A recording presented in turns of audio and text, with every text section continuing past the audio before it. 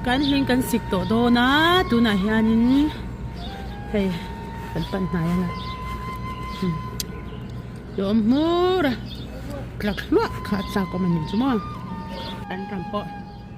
a bit more me hei ka du'a in a lo kang sang to a chan chu hei tun kar chho chu ka fa pa birthday nen ka buaya kan sikanga kan si zung zung lo kha chuan a kang sanga a troi tur kha lo thin ani chu mo en chamor mor kho me pathian zara ka thai tilal pan mala soma a pathian hi lo in rol kim thei kho me a dil lo chi po hi om lo in ka sha chong china hianin a zan tin hianin kan pai po hi ka sil china chong china hianin kan dil thina ni chu mo ka thai chin te mal min soma e min ven him sak tur te hian kan dil lal pa hi chu eng kim a hen lo in rol ka ti me ya hau thamin ti me the mai ro chu hei en kim hi a thamor mor vek mai ni mo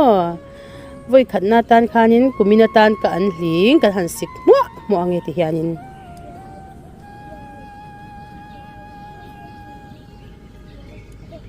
a beatbox ya ka ra chat ka lau box ya chen phei chu ka rapin ka sha thil chin dan hi ka thiam vak lawa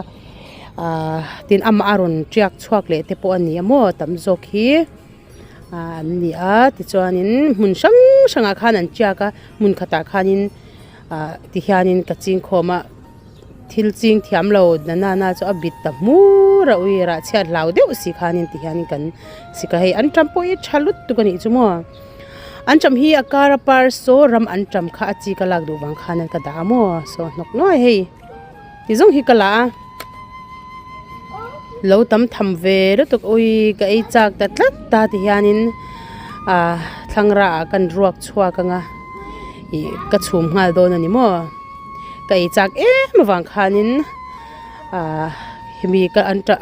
sorry an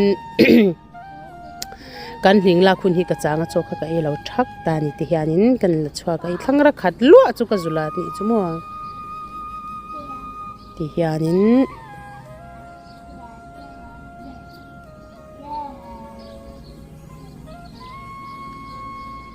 dong no top ta ni chu kan sil so anga ti hianin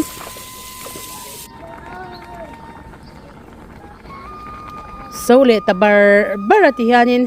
swak chok ei